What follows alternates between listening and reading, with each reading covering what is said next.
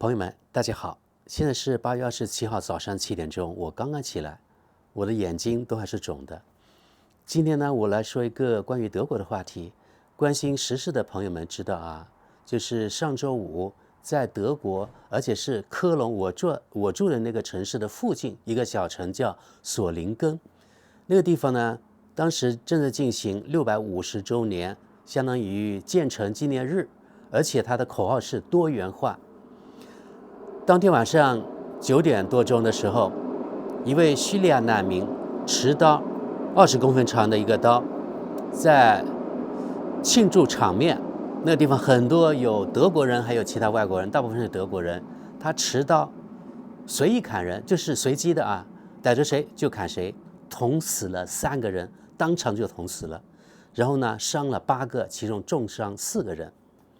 这件事情在德国又引起了非常大的轰动。这几天，不管是传统的什么平面媒体呢，还是电视，还是网上，全部都是关于这个砍人事件的这种各种各样的报道，还有呢政客的反思啊，等等等等。所以呢，我今天就想就这个事件来分析一下啊。大家可能还记得，也就是前1个礼拜左右，我也做过一个话题，就是关于英国现在动乱的啊，也是由于当地的也是一个穆斯林的所谓难民啊，也是杀死了3个小朋友，大概是6、7岁的小朋友，所以呢就引起了当地的媒体说是极右翼，然后呢引起了全国性的骚乱。当时我就说了，我的乌鸦嘴啊，我说的英国的情况绝对可以1比1的说出现在一个是法国，另外一个是德国这2个国家身上，肯定会。我说我的乌鸦嘴可能会说中，哪知道没有过多久，德国也发生了同样的事情。但是区别就是，德国因为经过2战之后，它是战败国，这个去所谓纳粹化，其实就是把这个德国的国民性通过2、3代，应该70多年了吧？对吧？应该是属于3代人了。通过3代人对德国这个民族性、去民族性的教育、洗脑教育，现在我认为啊，整个德国真正强硬的人真的非常少。因为呢，如果你想为你的国家，为了这个德意志民族啊，做一些什么事，只要你政治方面出头，那整个可以说从媒体啊，反正就对，先从媒体把你这个人搞死，把你打成纳粹极右，然后呢让你无法出头。如果你想从政也没办法，媒体就首先会搞死你。所以你在德国，你真的是纳粹的人啊，是目前看来是不可能有什么出人头地的机会的。你看德国不是有个选择党吗？对吧？它其实呢是有右翼倾向，但我觉得，如果是为一个国家的利益打拼的一个政党，至少我不认为啊它是纳粹啊，对吧？因为目前他没有做出有什么纳粹那些事情，他只不过呢是呼吁，比如说要减少难民啊，或者要以德国利为重啊，像这种，我觉得任何一个有为中国做想的一个中国人吧，或者是美国人，他也会，比如说你美国政客表面上肯定要为美国立服啊，对吧？然后中国人，如果你不为中国立服务的，还算中国人吗？对吧？同样在德国，你不可能说我们要为德国怎么样，而且在德国是不可能，就是你不可能大声的说我爱德国怎么样，我们要爱这个德意志民族，像这种话绝对不可能的。就是说，在德国是不可能说，也不可能进行爱国主义教育。就是前面我说的啊，通过这2、3代的洗脑教育，德国这民族性其实已经是几乎就没有了，真的。唯一我能想到德国人敢于说表达爱国呢，就是世界杯足球赛的时候，你能看见有些德国人他们是敢于挂国旗的，比如说在他们的那个车上啊，车门上面挂一扇小的那个德国的国旗，这就是他们的爱国主义了。平时几乎就没有。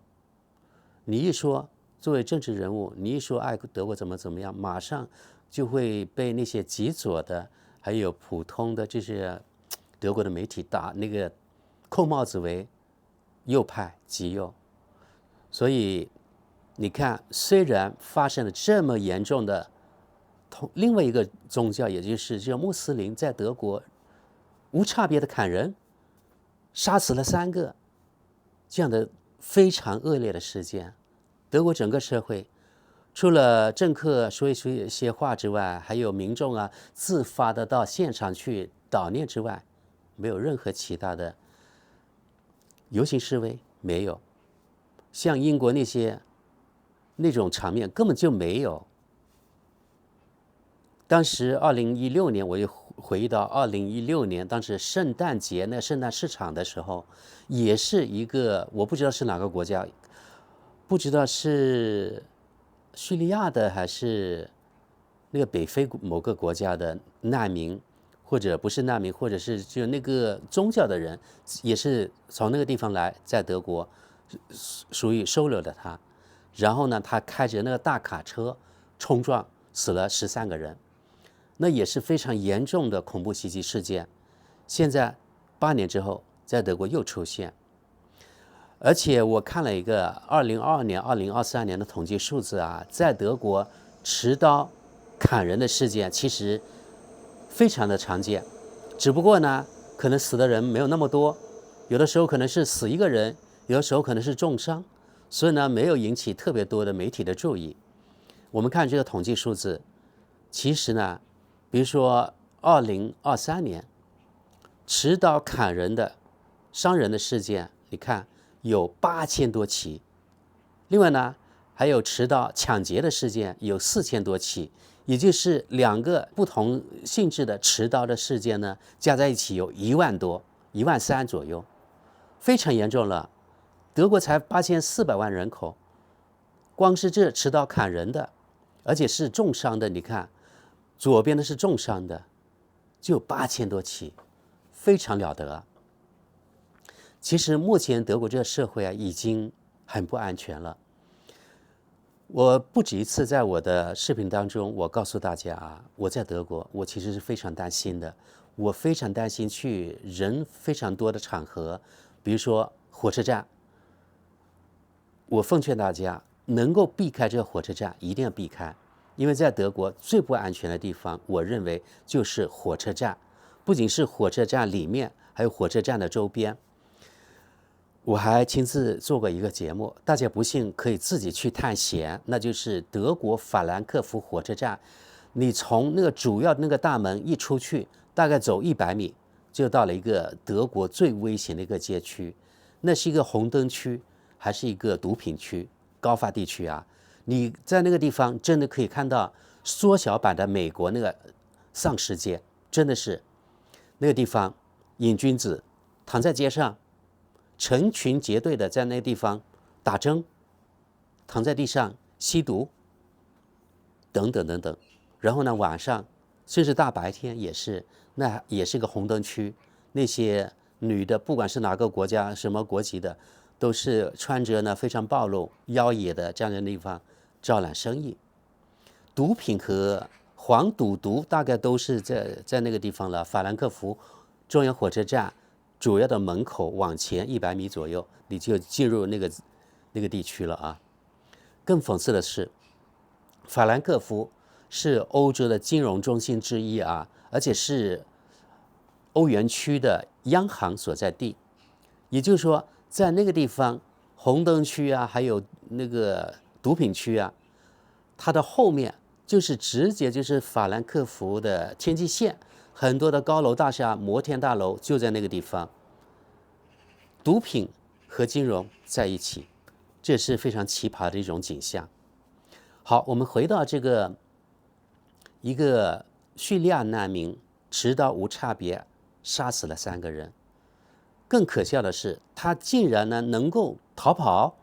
抓不住他。1天之后是他自己自首的，不知道是出于什么心理，他会自首。是不是良心发现了呢？我不知道。也就是说呢，警察没有抓住他，是他自己跑去自首的，那就涉及到另外一个问题。德国一直以来啊，就是诟病中国，说中国是一个监控国家，中国的那个摄像头太多了，这个中国政府呢，就是想掌控每个中国的那个动向，在中国没有任何隐私可言，等等等等。但是到这种情况，大家也知道，没有这个摄像头，那这个社会肯定是治安得不到保障，对不对？你看，持刀砍人杀死了3个人，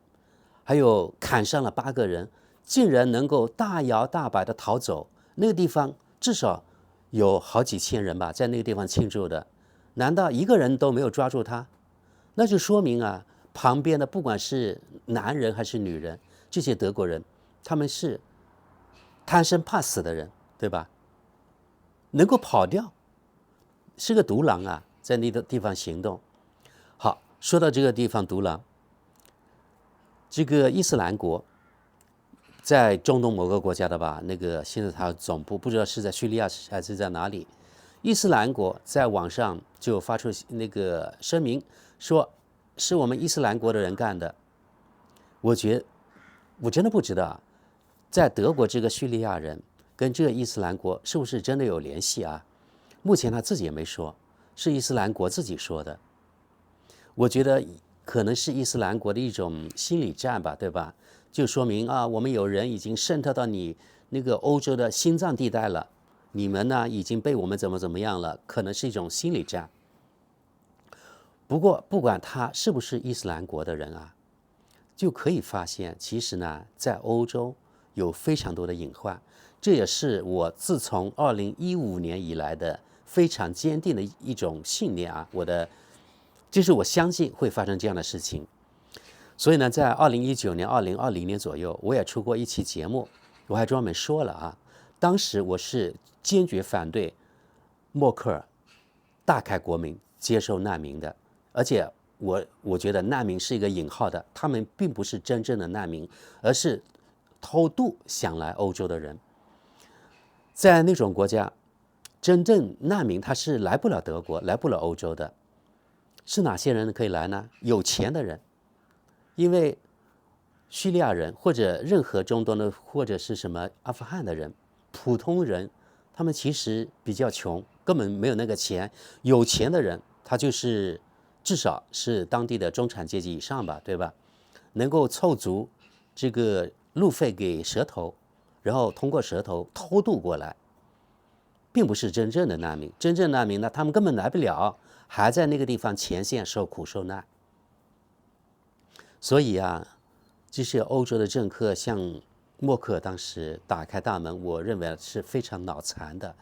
当然，我觉得可能也是受到了各种各样的压力吧。德国作为2战的战败国，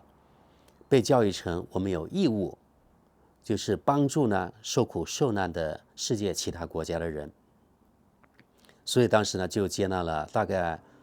光是2015年就超过了100万，可能有150万左右。其实德国自己都不知道到底接纳了多少所谓难民。这些难民啊，他们在本国本来他们宗教不一样，对不对？可能很多人受的教育非常非常的少，甚至呢文盲也不少。这些人那么多人来到德国，当时我就说了，绝对是个隐患。并不是说他们这些人就是恶人啊，只不过呢，他们的世界观跟西方这些国家的世界观是格格不入的啊。他们的宗教跟这个欧洲的宗教也是格格不入的。其实呢，就是十字军与穆斯林之间的宗教的冲突早就有隐患了，而现在他们把这个冲突源可以说相当于一个地震的震中搬到了德国，搬到了欧洲来。哪有不发生冲突的，对不对？当时我就说了，这就对德国它的社会的稳定绝对是个隐患。你看我说中了吧，对吧？5年前我做节目的时候就说了，然后呢前几天我又说了，肯定在德国会发生，只不过是时间迟早的问题。刚刚过了1个礼拜10天就发生了。因为对我来说，这根本就不奇怪，只是时间迟早的问题。然后呢，几年前我就说了，我对欧洲、对德国的未来一点都不乐观，甚至非常的悲观。我分析了，一个是宗教冲突，肯定是避免不了的，而且这个冲突你看了，现在愈演愈烈，就是越来越严重，这宗教冲突，对吧？然后呢，另外他们的宗教还有教育呢，跟欧洲、跟德国不一样。然后他们呢，出生率又特别的高，这样长此以往，会导致了德国这个人口的整体的素质会越来越下降，对吧？如果不信的话，可以翻看我以前一些节目，我都说了。而我的观点，从德国人很多德国左派人来说是非常极右的啊，他可以把我归类为纳粹，我的想法。但是我认为啊，我的分析是非常中肯的、理性的，对不对？但是对这些中了左派毒的那个德国人来说，我的观点他们难以接受。所以当时因为我特别反对德国接纳这些所谓的难民，然后当时我一个德国忘年交，当时70岁左右，跟我断绝关系了。原来跟我关系特别好的，而且这个人呢，在中国住了20多年，因为当时中国很穷的时候，80年代初，他就通过一个中国德国农业方面的合作项目，被外派到中国去了。他见证了中国的发展，估计是2000多少年，2015年左右吧，也就是那段时间，或者是2013年、14年，他结束了他的那个项目，回到了德国来。他其实呢，已经有20-30年没有在德国生活了，他根本就不知道德国的真正的情况。而我恰恰相反，我是从中国来到德国生活，所以我能观察到德国方方面面的这些细微的变化。他这个人在德国没有真正的工作过，原来在德国他是读博了，博士后之后呢，很长一段时间没有找到一个稳定的工作，也就是说他在德国呢没有真正的那个从业的经历。然后有一个援助，当时中国是一个很穷的国家，有一个德国援助中国的项目，正好呢他是农业口的，又是农业方面的博士，然后呢又愿意到中国那边去。中国改革开放之前，当时还文革的时候，他去过中国，所以可能他自然会对当时的中国有好感，他才去的。可以说是他与德国这个项目方一拍即合，然后就派他去了，拿着优厚的那个收入，外派在德国外派过去，当时是收入很高的，而中国的那个物价特别低，然后呢还免税，所以他通过在中国的这20多年的工作，存了不少的钱，在北京买了房产，这样相当于托了中国发展的红利，让他自己的那个经济呢特别的好。他卖掉他中国那套房子，你知道吧？至少没有好几百万就有，没有上千万就有大好几百万人民币的资产。他拿着这个上千万的资产变现变成比如说欧元，那有100多万欧元。100多万欧元有多少呢？我相信呢99%的德国人做梦都想不到有那么多钱。也就是说他在中国干了20多年之后，摇身一变变成了德国至少相当于准富豪之类的人了吧，对吧？然后回到德国来，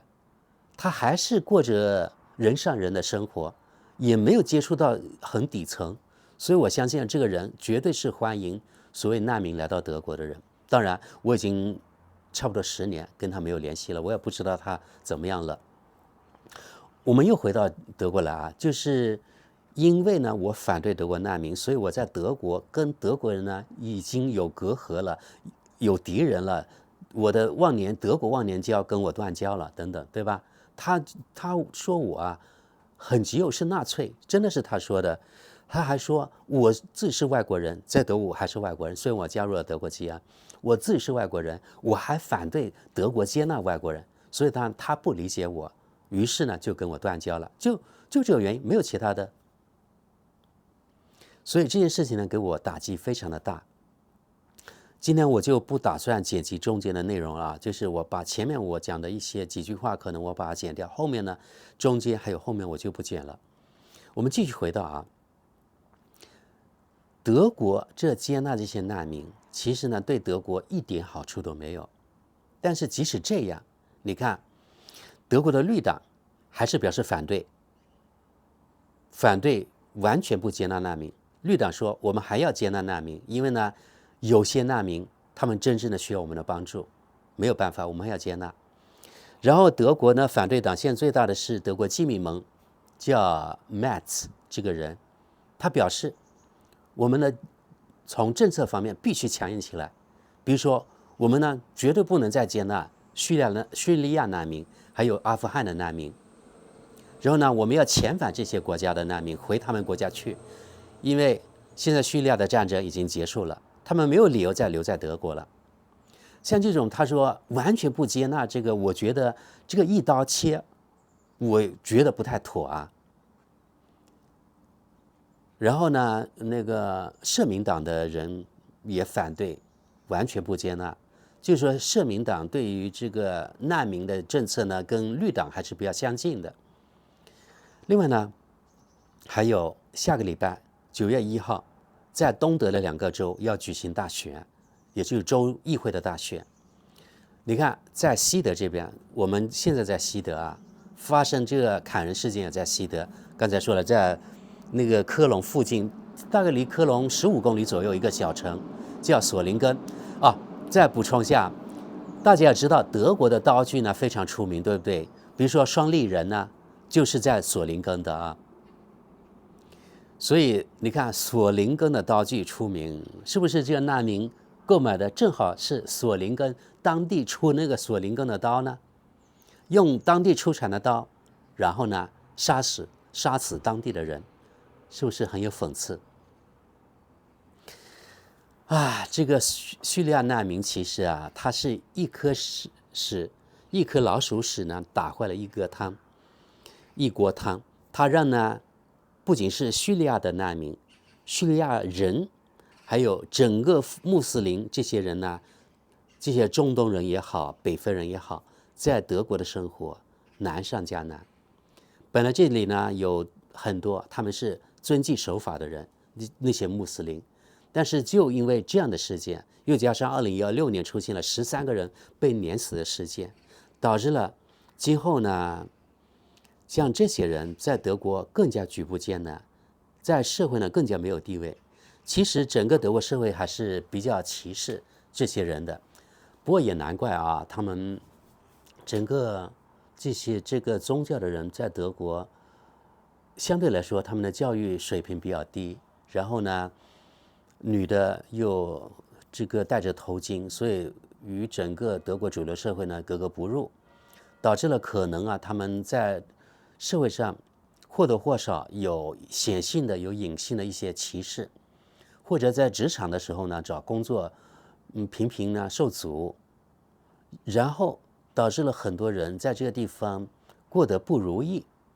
还有呢可能受了他们宣传，认为呢在德国这个钱好像在地上一样，只要你弯腰下去就可以捡起来，有钱了，不用工作了。所以他们很多人这些所谓的难民，其实我觉得是经济移民他们原来在他们国家就有很高的期望，然后来到这个地方之后，即使呢你获得了难民身份，然后呢在这里可能可以允许你工作生活了，但是到时候如果你不能吃福利了，你要真正的工作了，那处处碰壁，然后他们做的又是最苦的然后呢又是报酬最少的工作，然后呢你可能还要付房租等等，最后呢可能生活非常的艰难，也就是他的理想和现实之间差距太大了，然后呢处处碰壁，所以呢导致了他们心里有一种怨气这种怨气加上他很多地方无法发泄，然后呢通过比如说伊斯兰国的蛊惑，或者他们宗教，我不知道可兰经有没有读过可兰经可能本来有些教义，而这个宗教呢可能稍微呢比较保守一些，就是无法与时俱进，导致了他们自己这些人呢可能思想比较禁锢啊。我可以告诉大家啊，我们不能用另外的眼光来看我们在中国这些穆斯林或者回族人啊。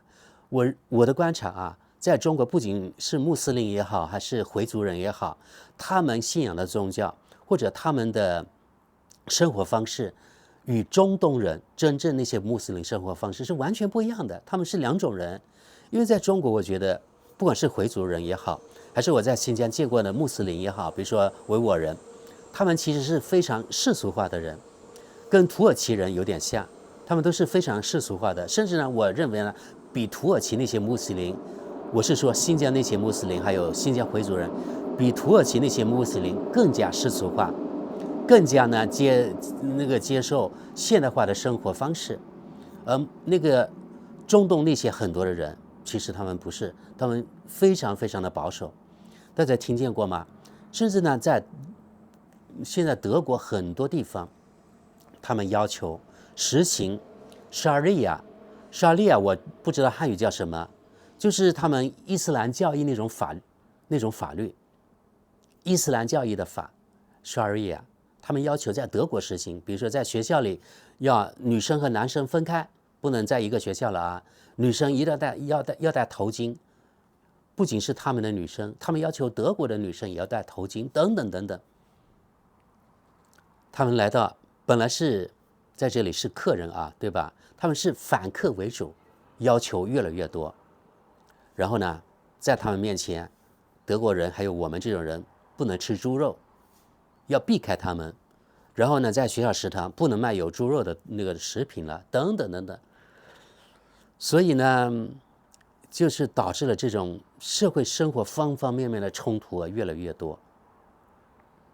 更可惜的是啊，这个所谓的在索林根杀死无差别的捅死了3个人的这个所谓难民，他其实呢并不是德国的难民，他在德国没有这个难民身份的啊，因为他最早是进入那个不是匈牙利，叫什么那个国家我一下想不起来，就是罗马尼亚下边那个国家保加利亚，他是在保加利亚那个入境的，然后才来到德国的。按理说，如果你申请难民，是在第一站，就是进入欧盟第一站申请难民，也就是保加利亚是负责你的。但是呢，他还是以某种方式呢来到了德国。2022年的时候，还是2020年，4年前来到德国的。然后呢，2022年的时候，德国不知道那个外管局啊什么出现了某个漏洞，反而呢给他了某种身份，让他呢能够待下来。然后呢，他本来2022年的时候本来就应该被遣返了，但是呢他后来还是待下来了，而且我觉得他肯定还得到了德国这个社保局某个部门的资助，否则他不可能生活下来，对吧？就说在德国，其实你没有难民身份也可以申请这些所谓的福利，这就是德国诡异之处、可笑之处啊。